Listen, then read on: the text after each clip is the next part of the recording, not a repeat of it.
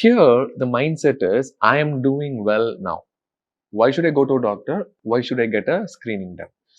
And as a medical professional, I know that screening is absolutely important at any age. That's why we have age-specific screenings. How do you convince a patient over here to say that, hey, no, this is important for you? What do you practice? Yeah. I think the biggest difference between the US market and the Indian market is that insurance is much more evolved and mature in the US market. And therefore, they actually have been driving the consumer's behavior to be able to be more proactive about their screenings and get them to do so much earlier. In India, this choice today largely still lies with the individual. The challenge has been the mindset of people. And I encounter multiple different types. The first one is what you described. I'm doing fine. Why do I need it? Exactly. Well, preventive health is actually about tackling the intangible. You do not realize what's happening inside your body until it manifests as what we call a symptom. And at that point, the body has essentially said, I give up. I have tried compensating for all your choices. And I've worked very hard at it. I now give up. That is what a symptom is. If we wait till that symptom happens, we are basically now only left with treatment. Right? We have to actually be mindful of that intangibility, as hard as it is, much earlier. And there are ways that we, can do it very simply. Let's talk about, the amount of fat around your belly, right? The waist to hip ratio is one of the biggest things that you yourself can do. Correct. Right? An inch tape at home, it's a very common item you can use.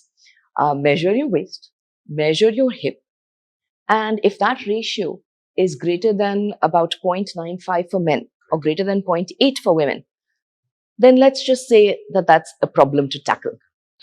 Just for my audience, usually I talk about the waist circumference, yes, and inch tape around the belly button. Yes. But there is another marker which is also equally or even slightly better specificity in terms of your metabolic risk, which is waist to hip ratio. Yes. For our audience, please explain, how do you measure the waist with an inch tape? Yes. What is this waist to hip ratio in terms of numerator denominator? Sounds good.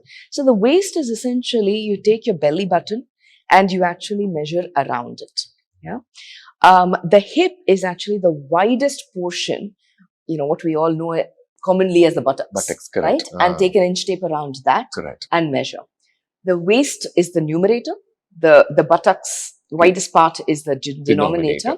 And that ratio, right, it needs to be greater than 0.95 for men and less than 0.95 for men and less than 0.8 for women. So let us take an example. Yes. So if you take hip, usually if the belly is big, the number should be around like 9500. Okay? Yes. And then hip is usually around like 90, 95. So 100 by 95 would be like 1.05, something like that. So which is more than 0.95 in male. So which means there is some kind of something going on in your abdominal area and metabolic health. Enough of a visual marker already, right, for us, and simple tool at home.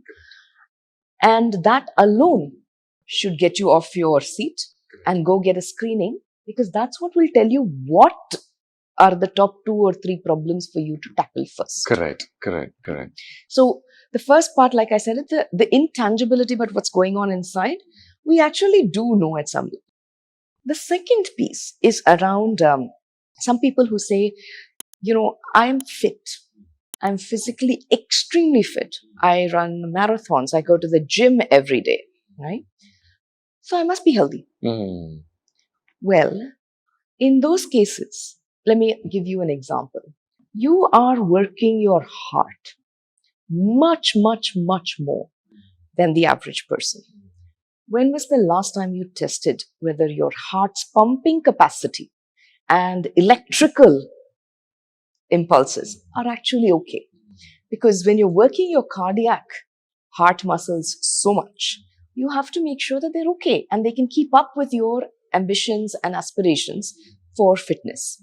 So let's make sure that even if you think you're extremely fit, you may or may not be healthy. And they are very different things. Another example could be cancers.